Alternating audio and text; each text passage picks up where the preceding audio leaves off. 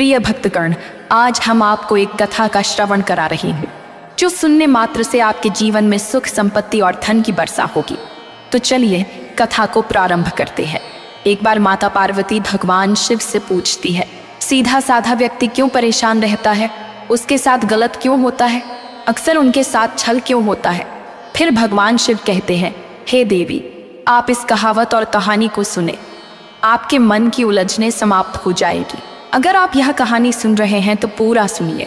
इस कथा को आधा अधूरा छोड़कर जाने की गलती मत करिएगा, क्योंकि इस पवित्र कथा को पूरा सुनने से मनचाहा फल की प्राप्ति होगी। इसलिए इस कथा को पूरा सुने। आप शिव भक्त हैं तो भोलेनाथ का अनादर ना करें। एक बच्चा अपने पिता के साथ एक जंगल में घूमने के लिए जाता है। वो दूर से देखता है कि एक शेर हिरण का शिकार कर रहा था। उस बच्चे के मन में यह दृश्य देखकर एक करुणा का भाव उदय होता है। वो अपने पिता से कहता है कि पिताजी, ये हिरण तो कमज़ोर है और वो शेर उसको खा रहा है, हमें उस हिरण को बचाना चाहिए। यह सुनकर पिता कहते हैं, लेकिन वो शेर भी तो भूखा है, अगर तुम हिरण को बचाओगे तो तुम शेर के लिए बुरे बन जाओगे। फिर पिता पूछता है, तो इस परिस्थिति में तुम क्या कर सकते हो? जैसे जंगल में जो सीधे पेड़ होते हैं वो सबसे पहले काटे जाते हैं, और जो टेढ़े मेढ़े तिरछे पेड़ होते हैं उस सदियों तक जंगल में खड़े रहते हैं। अब ये बात सबको सोचने की है कि एक जगह जहाँ किसी का फायदा होता है वहीं दूसरी जगह किसी का नुकसान होता है। जैसे एक सिक्के के दो पहलू होते हैं, उसी तरह अच्छाई और बुराई के भी दो पहलू होते हैं। तो सवाल ये है कि किसी व्यक्ति को कोई अच्छा काम करना है, अच्छा बनना है, तो वो किस तरह उस काम को करे जो किसी को आहत ना हो जाए। फिर माता पार्वती पूछती है, हे देवों के देव महादेव, मुझे कुछ समझ में नहीं आया है, कृपया इसे विस्तार से बताएं। तब भगवान शिव कहते हैं, हे प्रिय, आपकी जो कहानी मैं आपको सुनाने वाला हूँ उसमें व्यक्ति के सीधा साधा व्यक्ति का पूरा गायन मिलेगा कि असल में सीधा साधा व्यक्ति क्या है और उसके कर्म क्या होता है, उसके साथ छल क्यों होता है। तब भगवान शिव कहते हैं, इससे पहले कि आप इस कहानी में खो जाएं, तो चलिए कहानी शुरू करते हैं। बात उस समय की है। एक गुरुकुल में बच्चे गायन लेने के लिए जाते थे और वहीं पर रहते थे, वहीं पर प्रकृति का आनंद भी लेते थे और वहीं पर अपनी शिक्षाएं ग्रहण करते थे। एक दिन बेदपुरा गांव का सोहन नाम का युवक उस गुरुकुल में पढ़ाई करने के लिए जाता है। उसके माता पिता उसे बचपन में ही उस गुरुकुल में भेज देते हैं। गुरुकुल में जाने के बाद कुछ सालों तक वो अपने सहपाठियों के साथ बहुत अच्छी शिक्षा ग्रहण करता है। उसे वहाँ पर जीवन के सिद्धांत सिखाए जाते हैं। उनमें से एक सिद्धांत ये सिखाया जाता है कि हमेशा भलाई का काम करो, अच्छा काम करो, सबकी मदद करो। ये गायन सोहन के दिमाग में बहुत गहरे से बैठ गया था। सोहन जब गुरुकुल से अपनी शिक्षा ग्रहण करके वापस आया तो अपने गांव में सबकी मदद करता था और किसी का भी काम कर देता था। कोई भी युवक उसे कोई काम करने के लिए कहता तो वो मना नहीं करता था। लेकिन जैसे जैसे समय बीतता गया, एक दिन उसने अपने कानों से सुना कि गांव के कुछ युवक उसका मजाक बना रहे हैं। वो सब कह रहे हैं कि सोहन तो सिर्फ फायदा उठाने के लिए है, उसके तो मज़े लो, उसका लाभ उठाओ जितना हो सके। वो किसी के काम को मना नहीं करता, वो दूसरों के काम करने के लिए अपना काम भी छोड़ देता है। बताओ वो कितना मूर्ख है। ये सुनने के बाद सोहन को काफ़ी क्रोध आया। वो तो निष्पक्ष भाव से सबकी मदद करता था, सच्चे दिल से करता था, लेकिन बदले में उसे क्या मिला, ये सुनकर उसका दिल सहम गया और उसने मन ही मन में निश्चय किया कि आज के बाद वो किसी की भी मदद नहीं करेगा। और अब सोहन गांव का ऐसा युवक बन चुका था जो किसी की मदद नहीं करता था। चाहे कोई कितनी भी परेशानी में क्यों ना हो, सोहन को कोई फर्क नहीं पड़ता था। सोहन का ये बदलाव देखकर सब गांव वाले आश्चर्यचकित रह गए। कल तक जो दया का सागर था, इतना दयालु था, कुछ ही समय में इतना निर्दयी कैसे बन गया।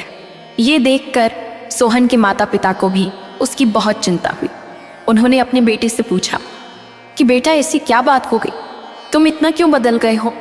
तो सोहन ने कहा, हाँ पिताजी, इस ज़माने में किसी की भलाई करके कुछ हासिल नहीं होगा। ये बात मैं महसूस कर चुका हूँ। मैंने इस जीवन में जितने शिक्षा गुरुकुल में ग्रहण की थी वह सारी शिक्षा बेकार चली गई, वो व्यर्थ हो गई, क्योंकि ये संसार किसी का नहीं है। सच्चे दिल से कोई किसी की मदद करते उसको बेवकूफ़ समझा जाता है। और ये कहते कहते सोहन वहीं पर रोने लगा और इसके बाद सोहन वहाँ से चला जाता है और बहुत परेशान रहने लगता है। उसके माता पिता अपने पुत्र को पहले वाला सोहन चाहते थे जो सब लोगों की मदद करता था, लेकिन उनका बेटा कहीं दूर निकल चुका था। दिन ब दिन हालत और भी गंभीर होती थी। एक दिन उनके माता पिता को पता चला कि पड़ोस के गांव में एक सन्यासी आया हुआ है और वो मानव स्वभाव के बारे में बहुत सारी बातें बता सकता है। इसीलिए मोहन के माता पिता सोहन को लेकर उस सन्यासी के पास पहुंचते हैं। जब वो उस गांव में घुसता है तो एक औरत एक सन्यासी को बहुत जला कटा सुना रही थी और उसको कह रही थी कि उनको शर्म नहीं आती, भीख मांगने के लिए आ जाते हैं सुबह सुबह, अपना काम तो नहीं करते, दरवाजे पर आकर खड़े हो जाते हैं और पता नहीं ऐसी क्या क्या बातें कहीं। लेकिन सन्यासी तो भिक्षा मांगकर ही खाते हैं, उन्हें तो सब कुछ सहना पड़ता है। इसीलिए वो सन्यासी एकदम शांत खड़ा था, उसमें क्रोध का भाव तिनका मात्र भी नहीं था। और जब उस सन्यासी को उस घर से भिक्षा नहीं मिली तो दूसरे घरों की तरफ निकल गया। यह सारा दृश्य सोहन भी देख रहा था। इसके बाद उसके माता पिता उस गांव के लोगों से पूछकर उस सन्यासी के ठिकाने पर पहुंचते हैं और वहां पहुंचकर वो देखते हैं कि ये वही सन्यासी है जिसे वो औरत जली कटी सुना रही थी, जो गांव से भिक्षा मांगकर अपने आश्रम में वापस लौट आए थे। उसे देखने के बाद सोहन और उसके माता पिता ने उसे प्रणाम किया और वो वहीं पर बैठ गए।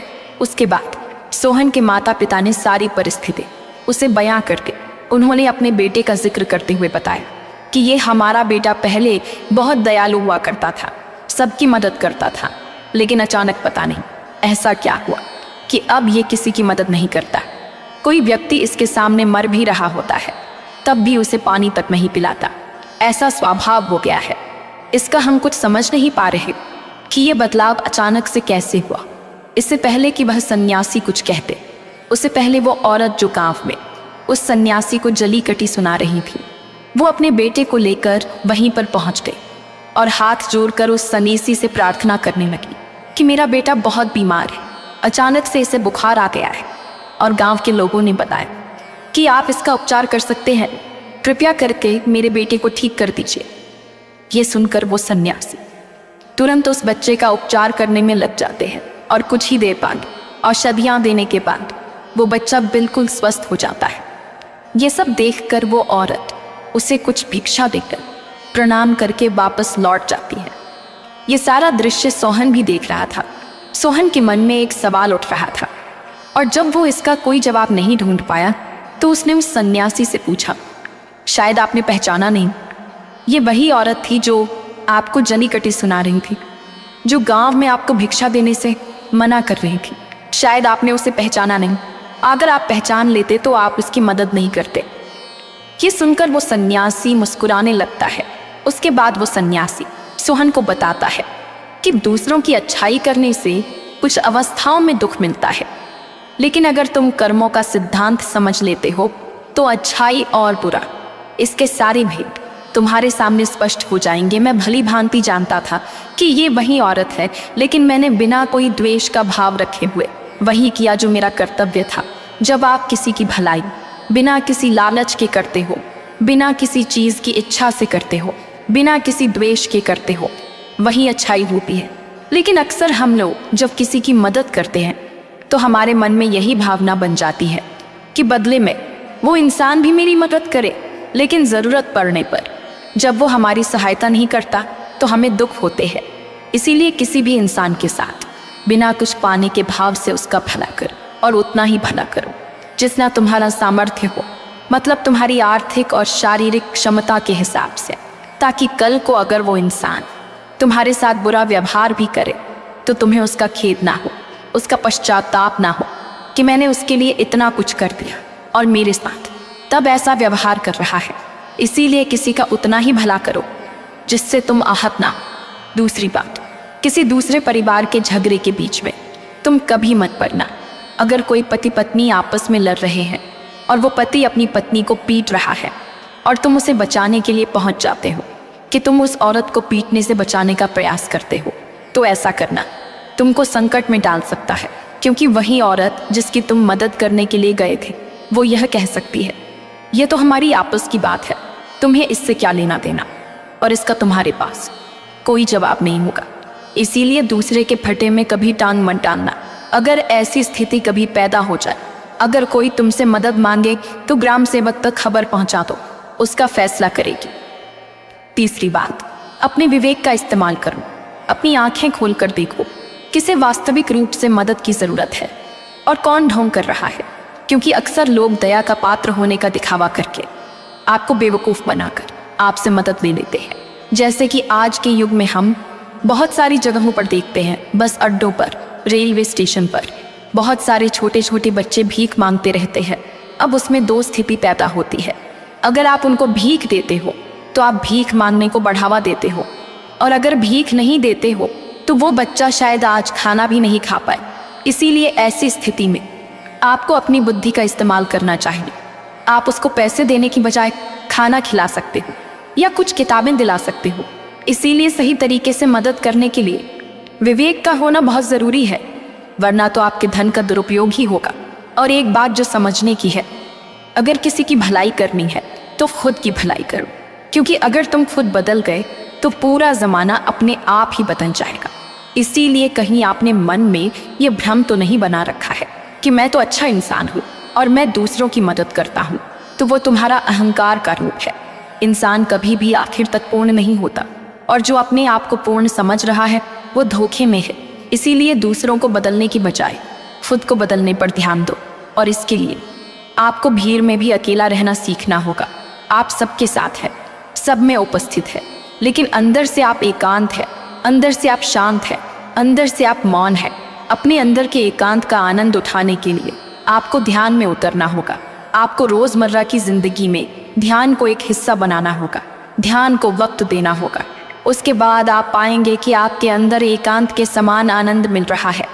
इस दुनिया के किसी मोह में नहीं है, किसी वस्तु में नहीं है, किसी वासना में नहीं है। नदी के किनारे पड़ा हुआ छोटा सा पत्थर भी उस नदी के बहाव से कट कट कर बहुत मुलायम हो जाता है। उसमें कोई दरार, कोई कोना नहीं बचता। उसी तरह ध्यान के निरंतर बहाव में बहने से उसी तरह निर्मल हो जाता है, जिसके बाद हम किसी भी चीज़ को महसूस कर सकते हैं, जिसके बाद हम वर्तमान का मतलब समझते हैं, जिसके बाद हमारे अंदर करुणा का उदय होता है। वो करुणा जो किसी विषय वस्तु से नहीं जुड़ी हुई है। इसीलिए आज से ही अपनी यात्रा चालू कर दो, अपने जीवन के आनंद को पहचाने, क्योंकि इंसान की ज़िंदगी बहुत छोटी होती है। पता नहीं कब आखिरी सांस आ जाए, तो जीवन के जो पल बचे हैं उन्हें उस परमानंद में बिताओ। फिर भगवान शिव इस कहानी और कहावत को यहीं पर समाप्त करते हैं।